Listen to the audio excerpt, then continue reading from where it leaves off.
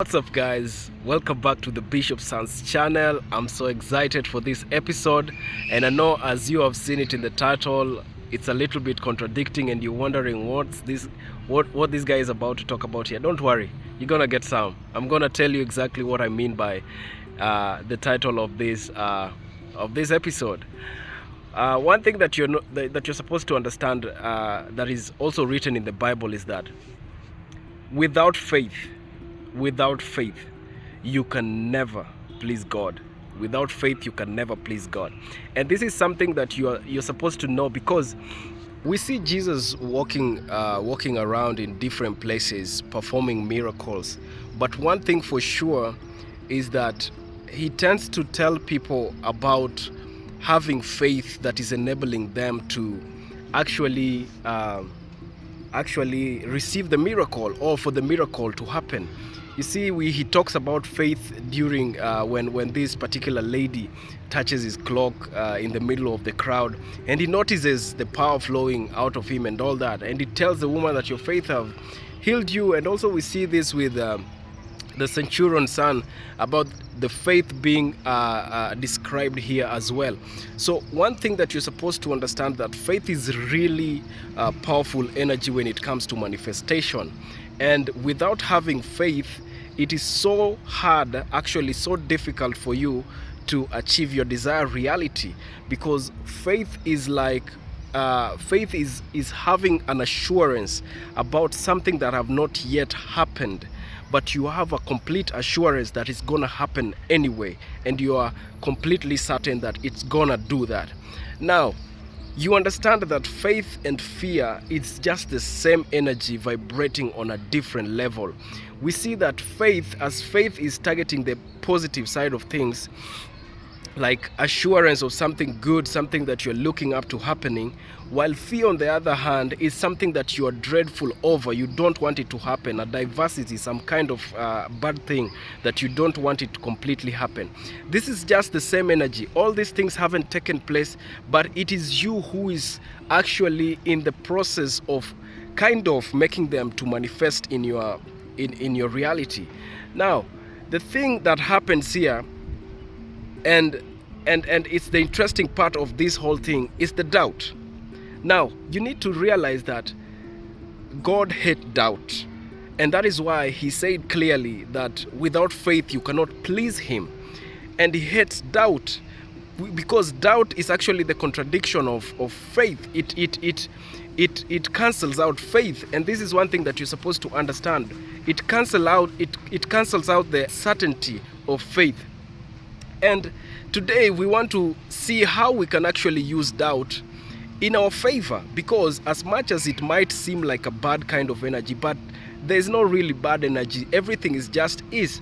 So we see that here doubt plays a role of cancelling some type of energy altogether, and that is faith when you're targeting a positive thing.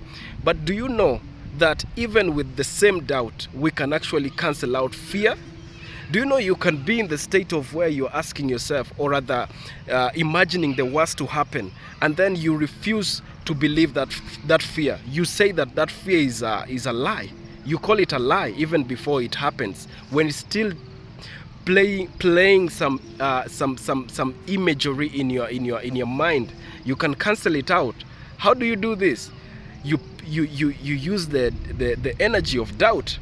Because doubt works the same way across when it comes to fear, when it comes to faith. So the same way it would work with faith, you having faith and you're doubting, it won't happen. As long as you're having faith and you're doubting, nothing can happen. But if you have faith and you put your assurance completely in it, even the Bible says that with a faith as small as mustard seed, you can actually move mountains. And you see, but for this reason, if you're doubting, you can never do such kind of a thing. The same thing applies to your manifestation.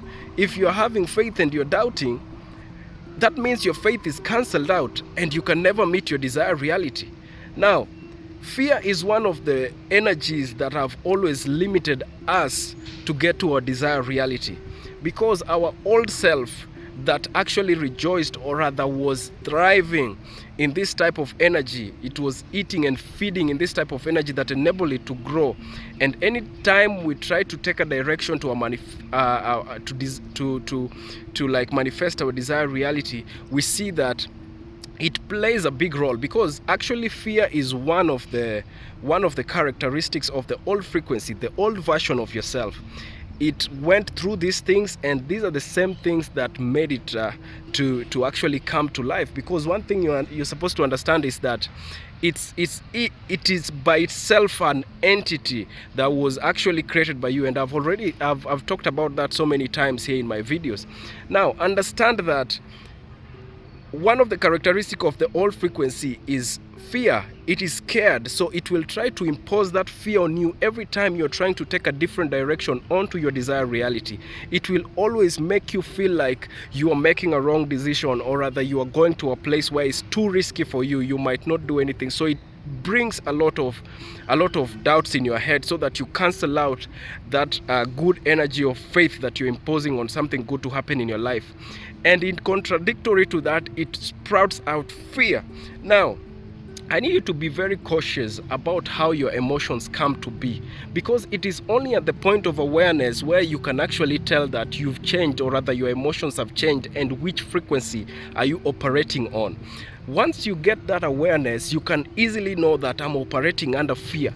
Let me also trigger up the energy of doubt into this fear, so that I cancel it out, because that is the actual way you can actually cancel out that spirit of fear. You cancel it out by this doubt. Anyway, I'm just gonna leave this video up to this point, but I'm gonna do a continuation of part 2 on this same topic. So stay tuned. If you're new to this channel, make sure you subscribe, like my video, and also share. Peace out.